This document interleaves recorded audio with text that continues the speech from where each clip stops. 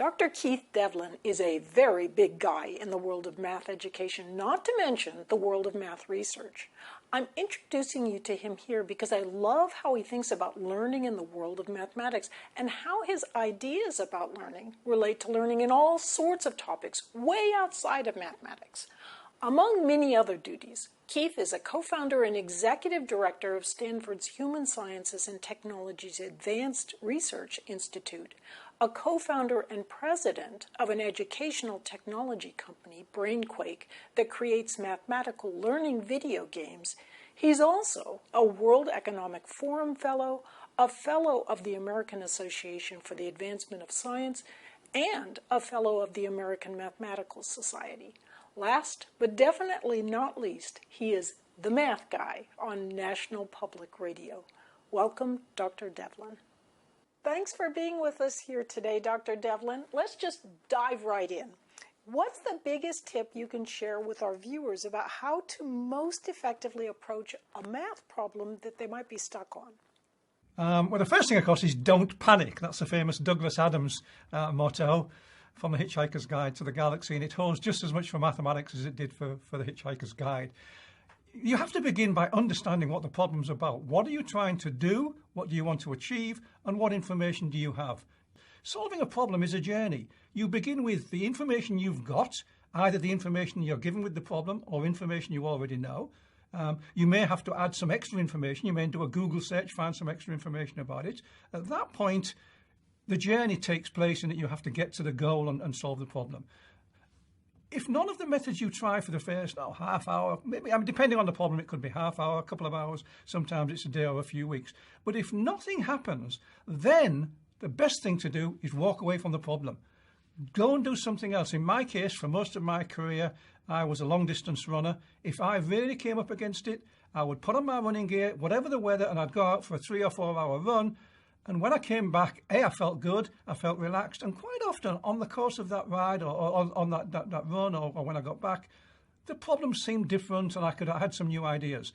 As I got older, my knees gave away from 25 years of heavy-duty running. These days I ride a bicycle, but I go on my bike and I go for 3 or 4 hour bike ride and I come back and first of all, I can approach the problem with a fresh eye.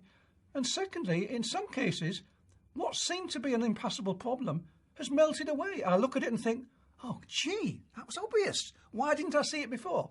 Well, I don't quite think that because I know that the feeling you have when you solve a problem is always, oh, duh, why didn't I think of that before? And if that doesn't work, you start the cycle again. You bash away at it again, make no progress, and then you go and have another bike ride or another swim or whatever it is you like to do, a nice long walk. But it's important to keep oscillating between bashing away at it and then backing off and doing something else to let the brain do its own thing.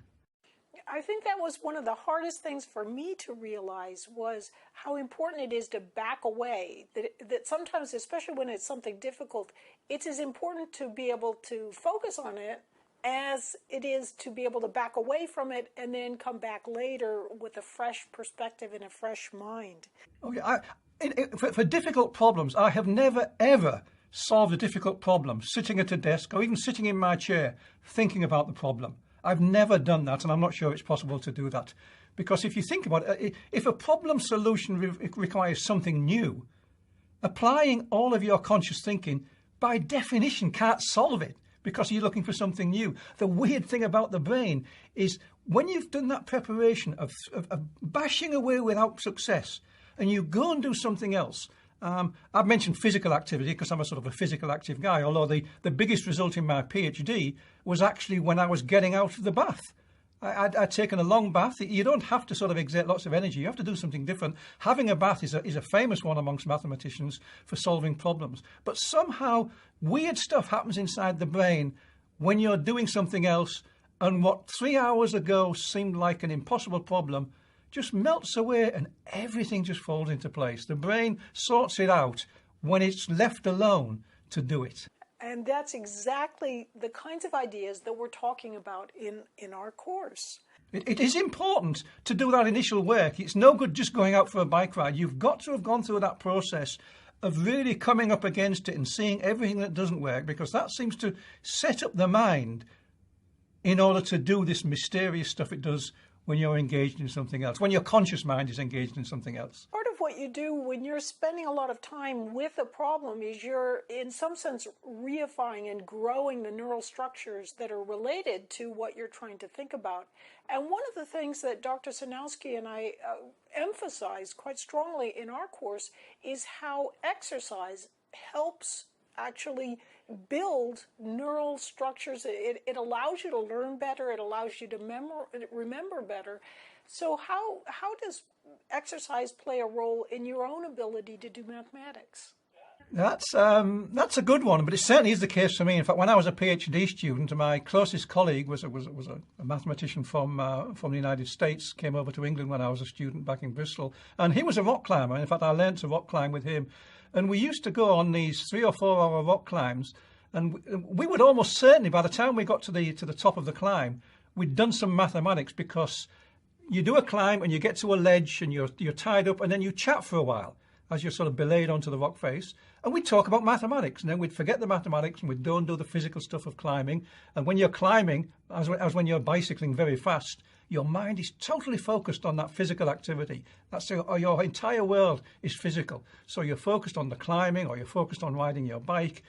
But stuff is going on in the background in your mind. It's working on those things that you've talked about. And we'd finish a pitch, we'd get up ourselves back on belay, we'd talk about the problem, and we'd made progress on the problem. So as a graduate student, I discovered this method of thinking, doing. It was incredibly powerful. I can make conjectures and sort of self-reflect as to why the physical activity is important. Aspects clearly are you're focusing on that activity. It's very refreshing. We tend to think these days that the mind is separate from the body. I don't buy that. It certainly isn't the case for me. I find that if my body's tired, my mind is tired, and vice versa. They stimulate each other. So the mind did evolve to help the body survive, and I think it's a mistake to try and think of those as separate. If you nurture the body, the mind follows. This goes back to the ideas of having physical education in schools and so forth. This is hardly original, but I think we need to take it seriously. I've never ever I have solved problems in the bath. That's a somewhat more relaxing case. But even in the bath, it's an artificial environment in which you're relaxed. You're in water. You're doing things. You're fresh. You're freeing up the mind. The mind is absolutely not thinking about that problem. It's doing other things. In my case, definitely the bath examples notwithstanding, physical activity plays a big role.